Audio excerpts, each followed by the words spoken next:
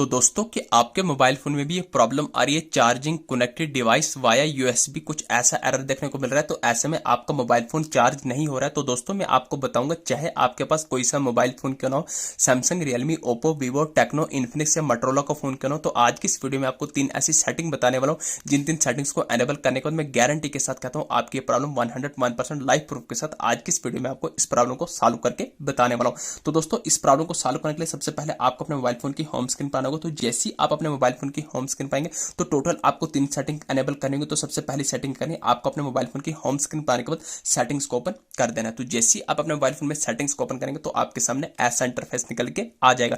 तो दोस्तों यहाँ पर आपको स्क्रॉल करना है। तो जैसे आप स्क्रॉल करेंगे तो यहाँ पर आपको बहुत सारे ऑप्शन देखने को मिलेंगे, वॉलपेपर का, होम स्क्रीन का, डिस्प्ले का, साउंड, नोटिफिकेशन।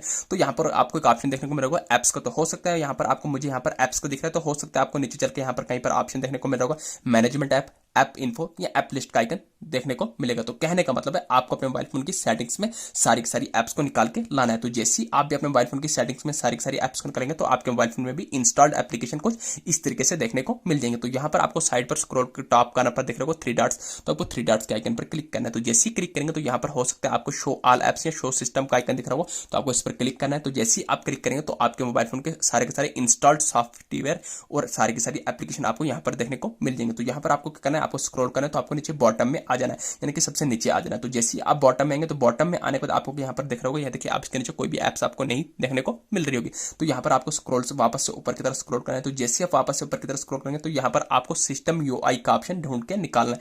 तो कहाँ गया मेरा सिस्टम यूआई का, तो जैसे कि आप देख रहे हैं यहाँ पर सिस्टम ट्रैकिंग के साथ मेरा सिस्टम यूआई का ऑप्शन, तो आपको सिस्टम यूआई के ऑप्शन पर क्लिक करना है। तो जैसे ही क्लिक करेंगे तो आपके सामने ऐसा इंटरफेस आएगा, manage notification, permission, data usage, storage usage. तो आपको स्टोरेज यूजेज के आइकन पर क्लिक करना है। तो जैसे ही क्लिक करेंगे तो आपके सामने आएगा क्लियर केजी रेड कलर में, तो आपको क्लियर केजी के आइकन पर करना है। जैसे ही आप क्लियर केजी करेंगे फिर आपको बैक आ जाना। तो ये आ गई सेटिंग नंबर फर्स्ट। अब आपको अपने मोबाइल फोन में दूसरी इंपॉर्टेंट सेटिंग करनी है, आपको अपने मोबाइल फोन की होम स्क्रीन पर आने को जो भी आपका ऑन ऑफ बटन है इसको लॉन्ग प्रेस करना है। तो जैसे ही आप इसको लॉन्ग प्रेस करेंगे तो आपके सामने कुछ ऐसा इंटरफेस देखने को मिल जाएगा।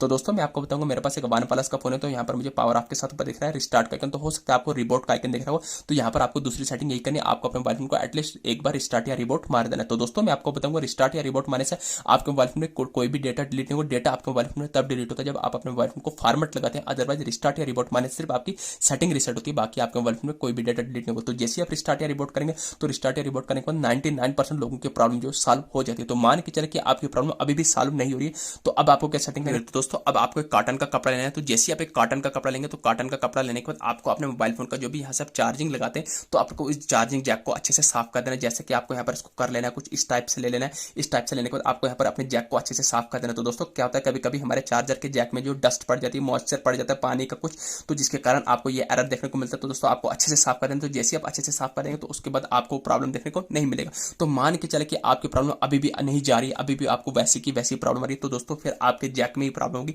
आपको मोबाइल रिपेयरिंग की शॉप पर जाना होगा, आपको अपने जैक को चेक कराना होगा, तो 200-250 रुपए लेगा, तो आपके जैक की प्रॉब्लम भी सॉल्व हो जाएगी। ये थी छोटी सी इन्फॉर्मेशन। वीडियो अच्छी लगी, चैनल को सब्सक्राइब कराना पड़ेगा। Thank you.